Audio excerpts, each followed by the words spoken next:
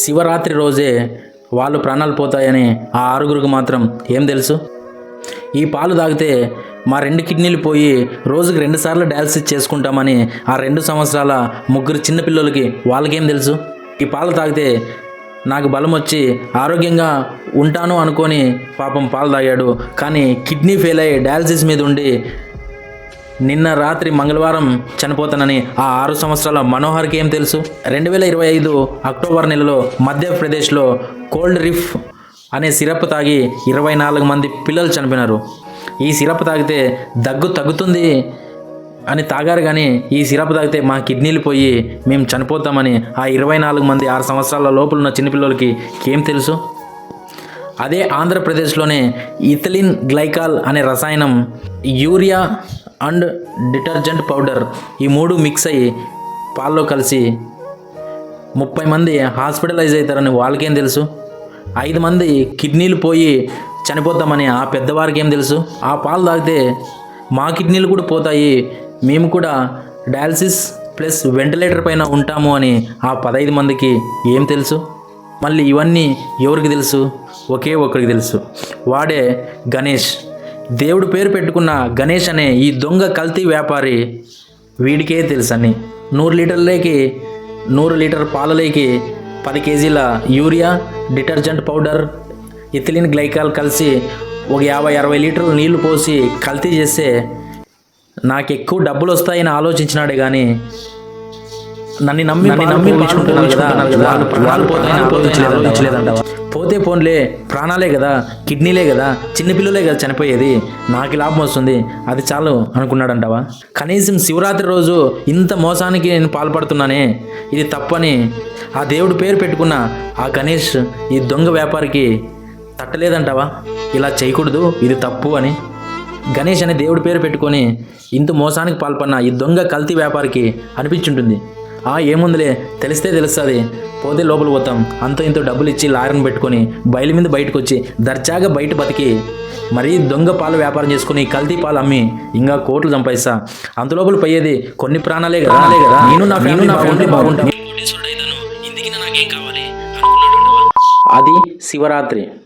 ఆ రోజే ఆ 6గురికి కాలరాత్రి అవుతుందని ఎవరు అనుకుంటారు?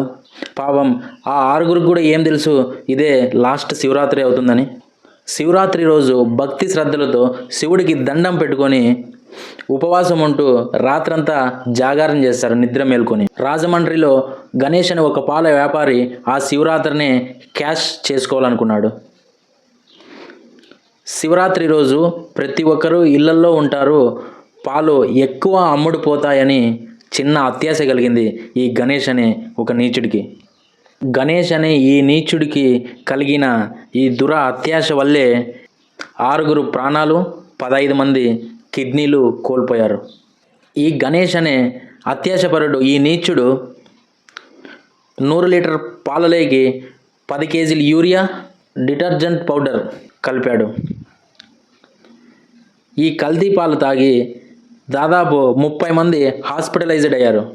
అందులో 5 నెలల చిన్న పిల్లోడు, 2 సంవత్సరాలు కలిగిన 3 చిన్న పిల్లలు, 6 సంవత్సరాలు కలిగిన ఇంకొక చిన్న పిల్లోడు. మొత్తం ఈ పిల్లలందరికీ కిడ్నీలు ఫెయిల్, 2 కిడ్నీలు కోల్పోయారు. ఈ పిల్లలందరికీ రోజుకి 2 సార్లు డయాలసిస్ చేస్తున్నారు. ఒకే కుటుంబంలోనే 4 వ్యక్తులకి 2 కిడ్నీలు పోయి ఈ కల్తీ పాలు తాగడం వల్ల రోజు 2 సార్లు డయాలసిస్ చేస్తున్నారు. 2025 అక్టోబర్ నెలలో మధ్యప్రదేశ్లో 6 సంవత్సరాల లోపున్న పిల్లలు ఇథిలిన్ గ్లైకాల్ అనే రసాయనం మోతాదుకు మించి ఎక్కువ ఉండడం వల్ల కోల్డ్ రిఫ్ అనే సిరప్లో ఆ సిరప్ తాగి దాదాపు 24 మంది చనిపోయారు. ఇక్కడ కూడా ఏమాత్రం మార్పు లేదు. అక్కడ ఇథిల్ గ్లైకాల్ అనే రసాయనం కలిపారు, ఇక్కడ కూడా పాలలో యూరియా, డిటర్జెంట్ పౌడర్ 2 మిక్స్ చేసి పాలు స్టోర్ చేయడం వల్ల ఒక క్యాన్లోకి ఇథిలిన్ గ్లైకాల్ అనే రసాయనం లీక్ అవడం వల్ల ఈ పాలు దాదాపు 100 నుంచి 106 ఫ్యామిలీలకి పోశాడు ఈ గణేష్ అనే ఈ దుర్మార్గుడు. మధ్యప్రదేశ్లో ఇథిలిన్ గ్లైకాల్ అనే కోల్డ్రిఫ్ అనే సిరప్లో మోతాదుకి మించి ఎక్కువ ఉండడం వల్ల దాదాపు 6 సంవత్సరాల లోపు ఉన్న పిల్లలు 24 మంది మరణించారు. ఇప్పుడు ఆంధ్రప్రదేశ్లో ఇథిలిన్ గ్లైకాల్ లీక్ కావడం వల్ల ప్లస్ 100 లీటర్ పాలలోకి 10 కేజీల యూరియాని కలపడం వల్ల డిటర్జెంట్ పౌడర్ మిక్స్ చేయడం వల్ల ఆంధ్రప్రదేశ్లో దాదాపు 6 సంవత్సరాల మనోహర్ అనే ఒక చిన్న పిల్లోడు మిగిలిన పెద్దవాళ్ళు 5 మంది మరణించడం జరిగింది. 2 సంవత్సరాల లోపల ఉండే 3 చిన్న పిల్లలు రోజుకి 2 సార్లు డయాలసిస్ చేసుకుంటా డయాలసిస్ మీద ఉన్నారు. చావు బ్రతుకుల్లో కొట్టుమిట్టాడుతున్నారు. శివరాత్రి రోజున మనోహర్ అనే అబ్బాయి పాలు తాగిన వెంటనే హెల్త్ ఇష్యూ స్టార్ట్ అయింది. హాస్పిటల్కి తీసుకెళ్తే కాకినాడలో కిడ్నీ ఫెయిల్ అయిందన్నారు. మరి విశాఖ గవర్నమెంట్ హాస్పిటల్కి తీసుకెళ్తే అక్కడ డయాలసిస్ చేసి నిన్న మంగళవారం రోజు 6 సంవత్సరాల అబ్బాయి మరణించడం జరిగింది.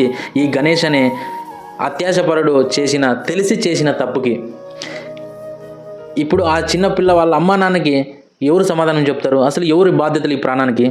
అంటే ఫుడ్ సేఫ్టీ అధికారులు ఉన్నారనుకోల్లా, ఫుడ్ సేఫ్టీ అధికారులు లేరనుకోల్లా, లేకపోతే వీని ఓవర్ కాన్ఫిడెన్స్ ఆ పాల వ్యాపారి ఎవడొస్తాలే నన్నేం చేస్తారు, ఇన్ని రోజులు నమ్ముతున్నాను కదా ఎవడు పట్టుకోలేదు, ఇప్పుడు పట్టుకున్న వీళ్ళు పొడిసేది ఏముందని చెప్పి వీని ఓవర్ కాన్ఫిడెన్సా? ఒకే ఇంట్లో 4 వ్యక్తులకి కిడ్నీలు పోయినాయి. ఒకే ఫ్యామిలీలో 4 వ్యక్తులు కిడ్నీలు పోయి డయాలసిస్ మీద ఉండి రోజు 2 సార్లు డయాలసిస్ చేస్తున్నారంటే వాళ్ళ ఫ్యామిలీ పరిస్థితిని జస్ట్ ఇమాజిన్. ఒక కిడ్నీ ట్రాన్స్ప్లాంట్ చేయాలంటే దాదాపు 20 లక్షల నుంచి 30 లక్షల వరకు ఖర్చు అవుతుంది. అలాగే ఒకే ఫ్యామిలీలో 4 వ్యక్తులకి 8 కిడ్నీలు పోయినాయి. ఒక కిడ్నీ ట్రాన్స్ప్లాంట్ చేయంటేనే 20 నుంచి 30 లక్షలు ఖర్చు అవుతుంది. ఖర్చు పక్కన పెడితే కిడ్నీ ఇచ్చేవాళ్ళు ఎవరు?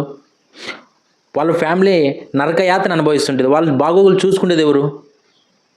ఇదంతటికీ కారణం ఎవరు? అధికారం నిర్లక్ష్యం కాదా? ప్రభుత్వం నిర్లక్ష్యం కాదా? ఎక్కడో ఒక చోట ప్రతిరోజు ఫుడ్ కల్తీ జరుగుతుంది, పాలు కల్తీ జరుగుతున్నాయని ప్రతిరోజు ఎక్కడో ఒక చోట వింటూనే ఉన్నాం.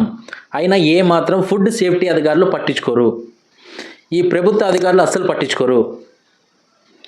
ఈరోజు రాజమండ్రిలో, రేపు హైదరాబాద్లో అట్లా డే బై డే అక్కడ ఇక్కడ జరుపుకుంటూ పోతూనే ఉంటాయి. అడిగేవాళ్ళు లేరు. చేతులు కాలినాక ఆకలి పట్టుకుంటే ఏమి ఉపయోగం వస్తుంది? దాదాపు గణేష్ అనే వ్యక్తి కల్తీ చేసిన ఈ పాలు తాగి 30 మంది హాస్పిటలైజ్డ్ అయినారు. అందులో 15 మంది వెంటిలేటర్ మీద ఉన్నారు, 6 మంది చనిపోయినారు. దీనంతటికీ కారణమేమి? ఈ గణేష్ అనే ఈ దుర్మార్గుడు తెలిసి పాలు కల్తీ చేసినాడంటే ఏ ధైర్యం వీనికి? వీడు తెలిసి చేసిన ఈ పొరపాటు వల్ల ఆ పైన నిండు ప్రాణాలకు ఎవరు జవాబు చెప్తారు? గణేష్ అనే ఈ దొంగ పాలు వ్యాపారి దగ్గర కొంతమంది పాలు పోయించుకున్న వాళ్ళు, బాబు నీ పాలు చేదొస్తున్నాయి ఒకసారి చెక్ చేసుకో అన్నారంట. మనోడు అవి తెలిసినా కూడా ఏమాత్రం పట్టించుకోకుండా, ఇక్కడ వీని నిర్లక్ష్యం ఎంతవరకు ఉందో ఒకసారి మీరే చూడండి. అలా చెప్పినా ఏమాత్రం పట్టించుకోకుండా ఒక నాసి రకమైన రీఫ్రిజిరేటర్లో దాదాపు 100 లీటర్ల పాలు స్టోర్ చేశాడంట. అది తెలిసిన ఈ గణేష్ అనే ఈ కల్తీ వ్యాపారి వాళ్ళు బాగా చెప్పాడంట, అరే అన్ని రోజులు అవి స్టోర్ చేయకూడదు, పాయిజన్ అవుతాయి, ఎక్కడన్నా పడేసే పొయ్యి అంటే ఏమాత్రం పట్టించుకోకుండా నెక్స్ట్ రోజు ఈ డిటర్జెంట్ పౌడర్, యూరియా కలిపిన 100 లీటర్ల పాలలో కలిపి అవి స్టోర్ చేసి ఆ పాలు దాదాపు 100 నుంచి 110 ఫ్యామిలీలకి పోసినాడు వీడు. అప్పుడు ఒక్కొక్కరు యూరిన్ రావట్లే. యూరిన్ ఎందుకు రావట్లేదని, ఏదో బాడీలో తేడా కొడుతుందని హాస్పిటల్కి వెళ్తే అక్కడ క్రియాటినైన్ టెస్ట్ చేస్తే క్రియాటినైన్, బ్లడ్ యూరియా విచిత్రంగా పెరిగినాయంట. ఇద్దరు ఏదో టైం బాగాలేదులే అని, అంటే తెలియదు పాపం ఈ పాల వల్ల ఇట్లా అయినా రెగ్యులర్గా పోస్తున్నాడు కదా, వాందేం తప్పలేదు అనుకున్నారు వీళ్ళు. కానీ ఆ ఏరియాలో ఒకరికొకరు దాదాపు 30 మంది సేమ్ ఇదే ప్రాబ్లం. ఎక్కడో తేడా జరిగిందని గుర్తించిన అక్కడున్న వైద్యులు, డాక్టర్లు ఒక్కసారి వాళ్ళు సెర్చ్ స్టార్ట్ చేస్తే అప్పుడు తెలిసింది వీడు భాగవతం అంతా. అప్పుడు ఆ పాలని ల్యాబ్ టెస్ట్కి పంపిస్తే దాంట్లో ఇథిలిన్ గ్లైకాల్ అనే వాడు నాసి రకమైన రీఫ్రిజిరేటర్ ఉంది కదా పెట్టినాడు కదా, ఆ రీఫ్రిజిరేటర్లో అది కూడా సరిగ్గా రిపేర్ చేయించుకోకుండా ఎంసిల్ అనే ఒక గమ్ము మాత్రం వస్తుంది, ఎంసిల్ అనే ఆ గమ్ము అతికించి వదిలేసినాడు. ఆ ఇథిలిన్ గ్లైకాల్ అనే రసాయనం ఆ పాల్లో లీక్ అయి మిక్స్ కావడం వల్ల దాదాపు 6 ప్రాణాలు, 6 సంవత్సరాలు గల పిల్ల 1 ప్రాణము, 2 సంవత్సరాలు కలిగిన 3 చిన్న పిల్లలు 2 కిడ్నీలు ఫెయిల్ అయ్యి డయాలసిస్ బారిన పడినారు. వీడి నిర్లక్ష్యం చూడండి.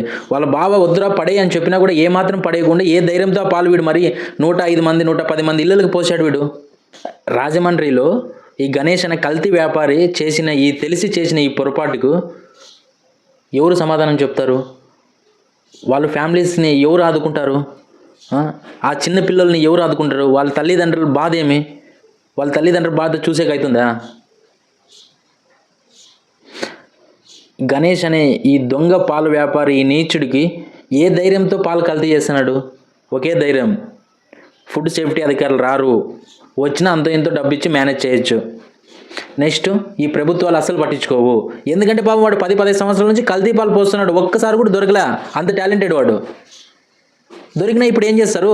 కేసు పెడతారు, జైలుకి వేస్తారు, రిమాండ్ పంపిస్తారు. రిమాండ్ అయిన తర్వాత ఈ కల్తీ వ్యాపారం చేసి వచ్చిన డబ్బుతో ఒక మంచి లాయర్ని పట్టుకుంటాడు, మంచి టాకింగ్ పవర్ ఉన్న నాలెడ్జ్ ఉన్న లాయర్ని పట్టుకుంటాడు. ఆ డబ్బు అంతా ఖర్చు పెట్టి ఆ డబ్బు అంతా యూజ్ చేసి వాడు బయటకు వస్తాడు, లాయర్ ద్వారా బయలు మీద తిరుగుతాడు. ఏమవుతుంది? ఆ కేసు రిజువ్ అయ్యే లోపల 10-15 సంవత్సరాలు అవుతుంది. అందులోపల మరీ కల్తీ పాలు అమ్ముతాడు, ఇంకో 10-20 మంది పిల్లల్ని చంపుతాడు. అందులోపల ఈ టాపిక్ మర్చిపోతారు. పోయేది పేదోని ప్రాణాలు కదా. ఒక పొలిటీషియన్వో, ఒక ఫిలిం స్టార్వో, ఒక సెలబ్రిటీవో, పెద్ద ధనవంతుల ప్రాణాలు కాదు కదా. పోయింది ఆఫ్టర్ ఆల్ చిన్న బీద వాళ్ళ ప్రాణాలు, చిన్న పిల్లలవే. పాపం వాళ్ళు ఓటాకు కూడా ఉండదు, వీళ్ళు పట్టించుకొని వాని మీద ఏదన్నా చర్య చేద్దామంటే. ఒక్కసారి ఆలోచించండి, 6 సంవత్సరాల చిన్న పిల్లోడు రోజుకి 2 సార్లు డయాలసిస్ చేయించుకుంటా. డయాలసిస్ మీద లాస్ట్ శివరాత్రి నుంచి నిన్న మంగళవారం వరకు కొట్టుమిట్టాడుకుంటా ప్రాణాలు వదిలేశాడు. 2 కిడ్నీలు ఫెయిల్ అయ్యి. అసలు ఎందుకు చనిపోయాడు కూడా అబ్బాయికి కూడా తెలియదు పాపం. వాళ్ళమ్మ వాళ్ళ నాన్న, వాళ్ళమ్మ కడుపు కోత ఎవరు తీరుస్తారు? ఎంతో అల్లారు ముద్దుగా వాళ్ళమ్మ వాళ్ళ నాన్న పెంచుకుంటారే 6 సంవత్సరాలు, గుండెల్లో పెట్టి పెంచుకుంటారే. జస్ట్ ఇమాజిన్, అదే మన ఇంట్లో జరిగితే ఎలా ఉంటుంది? 2 సంవత్సరాలు కలిగిన 3 చిన్నపిల్లలు శివరాత్రి నుంచి ఇప్పటి వరకు రోజుకి 2 సార్లు డయాలసిస్ చేస్తున్నారంట, వెంటిలేటర్ మీద ఉన్నారంట. ఎంత నరకం ఉంటుంది వాళ్ళకి తెలుసా? పిల్లలకి పాలు తాగిన వల్ల నాకు ఇట్లా అయింది, నాదే తప్పు, తాగకూడదు, పాలు కల్తీ జరుగుతున్నాయి, మామూలే కదా, ఇండియాను ఆంధ్రప్రదేశ్ అంతా కల్తీ జరుగుతుంది, ఫుడ్ కల్తీ, పాలు కల్తీ. అయినా ఈ అధికారులు పట్టించుకోరు, ఈ రాజకీయ నాయకులు పట్టించుకోరు. అందుకే నాకు ఇలా జరిగింది అని ఆలోచించగలుగుతాడు ఆ పిల్లోడు? 2 పిల్లలు, 2 సంవత్సరాలు గల 3 పిల్లలు, రోజుకి 2 సార్లు డయాలసిస్. ఒక్కసారి ఆలోచించండి ఎంత నరకం. గణేష్ అని ఒక దేవుని పేరు పెట్టుకొని, గణేష్ అనే ఈ దొంగ పాల వ్యాపారి, కల్తీ వ్యాపారి, నీచుడు ఇంతమంది ప్రాణాలకు కారణమయ్యాడు. కనీసం శివరాత్రి రోజు ఇంత కల్తీ చేసి ఇచ్చేస్తే ఒకటి పండుగ పూట్లు ఏమన్నా అవుతుందని మినిమం జ్ఞానం లేకుండా దేవుని పేరు గణేష్ అని పెట్టుకొని ఇంత నీచానికి ఒడిగట్టాడంటే ఎంత దుర్మార్గుడు అనాలి విని. తెలిసి చేశాడు. 10-15 సంవత్సరాలు ఎంత ధైర్యంగా రాజమండ్రిలో 100 నుంచి 110-115 ఫ్యామిలీలకి పాలు పోస్తున్నాడంటే వీడు ఎంత ప్లానింగ్, ఎంత కన్నింగ్ అయింటాడు వీడు, ఎంత ప్లానింగ్తో ముందుకెళ్తుంటాడు. ఈరోజు పాపం పండింది, దొరికాడు. కానీ వీడికి ఏం కాదు, కల్తీ వ్యాపారంలో వచ్చిన డబ్బులతో వీడు బయటకు వచ్చి బయట తిరుగుతాడు. అక్కడ ప్రాణ నష్టాలు జరిగినాయి. వాళ్ళ ఫ్యామిలీని ఎవరు ఆదుకుంటారు? వాళ్ళ ఫ్యామిలీ పరిస్థితి ఏమి? తన కొడుకు చిన్న పిల్లలు పోయినారే, ఆ తల్లిదండ్రులు కడుపు కోత ఎవరు తీరుస్తారు? వాళ్ళు ఇంకెవరి కోసం బతుకుతారు? ఆంధ్రప్రదేశ్లో ఇంత డైరెక్ట్గా ధైర్యంగా కల్తీ పాలు అమ్ముతున్నారంటే అది urea plus detergent powder mix చేసి పాలు చిక్కదనం కోసం, వాళ్ళు స్వలాభం కోసం ఇంత మోసం చేసి అమ్ముతున్నారంటే అసలు ఎక్కడ పొరపాటు జరుగుతుంది? ఏం జరుగుతుంది అసలు అర్థమవుతుందా? ఇప్పుడు మనకు తెలిసే ఇన్ని ప్రాణాలు పోయినాయి, తెలియకుండా ఎన్ని ప్రాణాలు, ఎంతమంది కిడ్నీ డయాలసిస్తో బాధపడుతుంటారు పాపం. వాళ్ళకి ఏం తెలుసు? రోజు పోసేవాడు కదా మనకి, మంచివే పోసాలే ఏముంది, మన పిల్లోడే కదా నమ్మింటారు. నమ్మినందుకు ఈ పొద్దు వాళ్ళ ప్రాణాల మీదకే తెచ్చుకున్నారు. కల్తీ పాలకి, ఈ కల్తీ ఫుడ్కి ఎంత దూరంగా ఉంటే మనకి మన ఫ్యామిలీకి అంతే మంచిది. Thank you.